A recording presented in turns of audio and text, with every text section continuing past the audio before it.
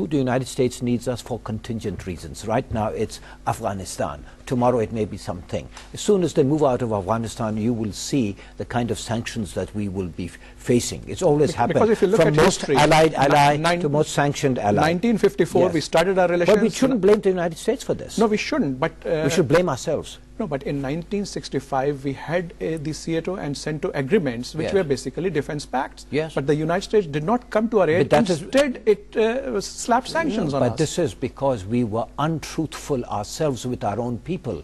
We told or deliberately gave the impression to our people that these pacts meant a commitment from America vis-a-vis India, which America had explicitly told us they were not. And we had told the Americans in turn, we know that, but this is our story to our people. And so the Americans said, well, go along as long as you don't actually go to war with India. So when actually war took place and America said, we never gave you this commitment, we cried betrayal, betrayal, betrayal. In 1971 again, we almost did the same thing with China.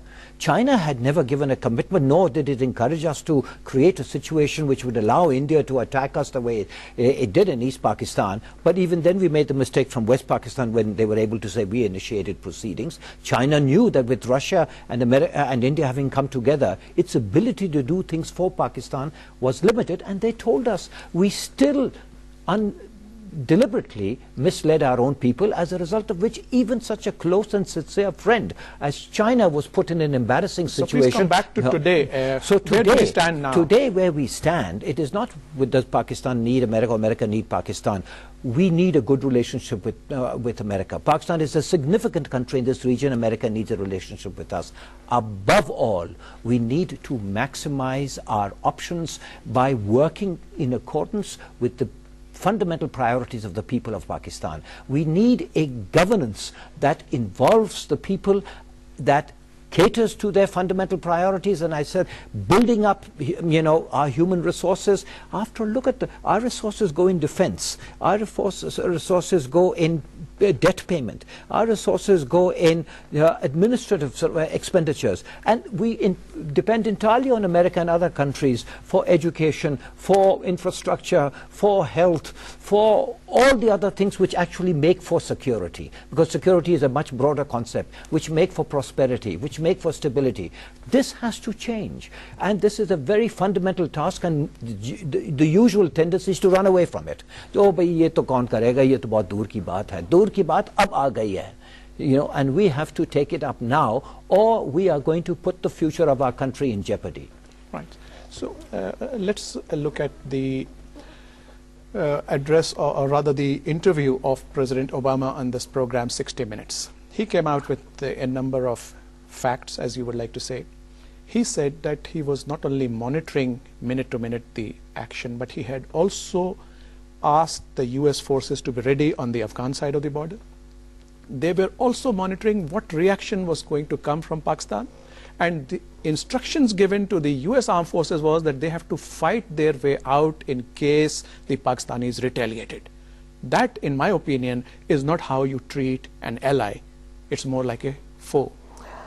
Hali Saab, we have where I'm from, we have a very old saying, and that is ke dadya naal vas nahi hunda.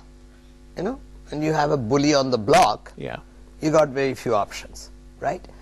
Now, I feel as a Pakistani at this point that rather than examining what US President has said, or what Prime Minister of Pakistan has said, or what Ashraf or I are saying, what we have to really look at is that there is now in all of this, in the fog of a momentary war, behind it there is a huge opportunity.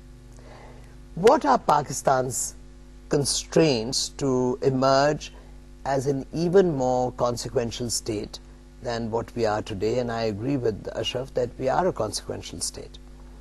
But we can become a more powerful, autonomous, genuinely sovereign nation. We have three problems. Our demographics are very bad. We have the highest birth rate in the world. We need American technological help to address that issue. we have a very severe waters context, and we have to negotiate for both with the upper riparian, which is the Afghans for the Kabul River, and also with the Indians, who are the upper riparian, for the 2.5 rivers that we have left to us after the Indus Basin Treaty. And the Americans owe us, because they were oversight on the Indus Basin Treaty, which was after all signed and put together in Washington. Now, we have to secure a third element for our future, and that is our access to gas. And towards this end, I think that the President of Pakistan's effort to elicit support from the Russian Federation to help us to get the surplus gas, which is next door from Iran. The Americans don't want, they don't like it, but then this is where Pakistan has to assert, we have to assert our sovereign rights and proceed. If we can secure our energy, if we can secure our water, and if we can cut down on our frightening population growth rate, Pakistan would become a very strong nation. And I do believe that to this end, the Americans and Pakistanis should engage fruitfully for mutual benefit. Right. So she's made some very cogent comments and given sound advice. But let's look at it. How can we expedite the end of the war of terror? Because after all, these are figures being quoted and flouted: 30,000 Pakistanis, 5,000 security personnel, the drone attacks. We need to see this to come to an end. I'll take both your question and what Abeda has just said. I agree entirely with what you have said. You know, but all of this comes out of improving the structures of our governance. We will then be able to rationalize our internal policies, economic policies, social policies, our external policies, relations with neighbors despite differences, because I think overall what we need to be doing in order to bring about an environment in which all that you've been saying can happen is to grow at a certain rate, whatever rate, let's say 8%, 7%. We have approached those growth rates in the past and sustained them over 2 decades, for which purpose we would need to have a neighborhood which is conducive to that. And we should take a leaf out of the experience and lesson provided to the world by our great friend and neighbor China. This is exactly what China has done since 1979, as a result of which China doesn't depend for its prestige in the world on its nuclear power, or its military budget, which are vast and big and important and all, but on the soft power it has. China is now coming at as a model, an alternate to what the West has been teaching us, and it is going to provide a balance and a space for countries like us. We, on a smaller scale, because we are a smaller country but not very small, we're still very significant and all, we need to be able to rationalize all these policies, including our foreign policy, and on that basis we can become a much more effective factor in bringing about an Afghan settlement. The war, as far as on terror is concerned, is impacting us as far as the AfPak region. And the American policies towards our region, particularly Afghanistan, have resulted in an overspill which is destabilizing Pakistan. How can Pakistan counter that? By A, rationalizing external policies, and B, developing a dialogue with Afghanistan, with America primarily, you see, and as far as America is concerned, it's got to do 2 things or 3. It's got to move away from a military-led strategy in Afghanistan, which is headed for failure, and it has to move towards negotiations with the Taliban. And here I'm asking, there's going to be a contradiction in America's policy. After Osama bin Laden, they've made it quite clear almost that they would come in again after Mullah Umar. Now you can't be talking with the Taliban at the same time and going for the head of Mullah Umar at the same time. You've got to be able to see what it is. Who are you accusing of what? In what court of law have we condemned certain people under which you can legally execute them? There has to be a policy, and a superpower is not a policy, a country that can follow contradictory policies. If you allow me, sir, I want your opinion on a very important point she made, was that this could be a watershed for us. After all, has to be a watershed if we are going to survive as a country. this recent experience is a watershed, and we have to respond to it on all levels. Policy levels, technical fix levels, foreign policy levels, and develop a dialogue with America which is in our interests and maximizing our options. If we try and just see how we can survive this and then carry on, we will be like whatever has happened. Since in 1965 we fought a valiant war, but in Tashkent we lost. After that we had the 1971. Then we had the Balochistan problems. Then we've had Kargil. What lessons have we drawn? Zero. We've drawn zero lessons, and we are where we are here today. It's fundamentally a question of people like Abeda and others who represent people. They need to be playing, or allowed to be playing, a lead role in developing and implementing policies which, I mean, to some extent you're to blame also, and to some extent you haven't been given the space. Well, to blame, yes, there's always blame. No, but coming back to this topic, you see, we are coming actually towards the end of the program.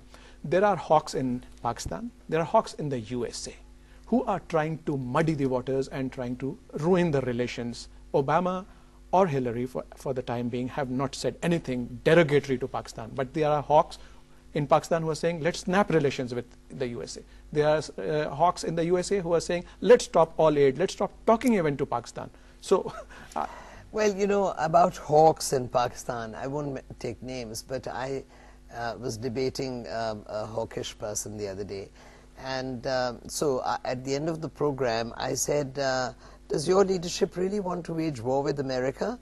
So I was told, no, we just want American attention that we are capable of performing inside of Pakistan. So, you know... Or perhaps that old joke in which they said, and what happens if we win? What happens if... Mouse that road. Exactly. But you see, I'll tell you, in today's American media, in their print media, there's some very powerful pieces of writing. Fareed Zakaria has done a very powerful comment. David Ignatius, who's been wandering around in the Abedabad region for a while, he has written a comment, and Friedman has written a comment, and so on. Zalme Khalilzad has also written a comment. Now, on the political side, Carl Levin's voice has been a very strident voice, joined then by Dianne Feinstein and so on. And all of this is really saying the Pakistanis need to be taught some lesson, you know, all of this comment. But the administration is sticking by us, and Senator Kerry is coming to Pakistan. However, you see, within the American, Ashraf has served in the United States. If you could expedite it, we need to wrap it up.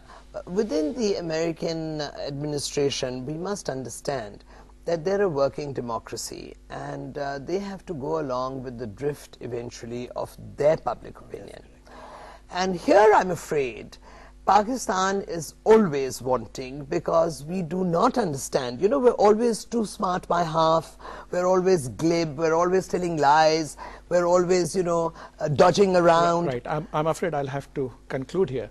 So, viewers, we'll have to wait for tomorrow, when there is going to be a in-camera briefing by the security forces to both the houses of the parliament, in which certain facts are going to come out. But in this particular debate, it has come out that first of all, we need to have our own house in order. We don't need to take dictations from anyone else to fight this war against terror, because unfortunately this has become our war. Number three, there is always an opportunity amidst adversity, but if we are willing to catch the bull by its horns and take advantage of that adversity and be ready to emerge like a phoenix appearing from the ashes, only then we can rise as a nation and be counted upon. I would like to thank you, Ambassador Abeda Hussain. I would like to thank you, Ambassador Ashraf Jahangir Qazi. Viewers, please keep sending us your comments, and hope to see you next week, inshallah. Allah Hafiz.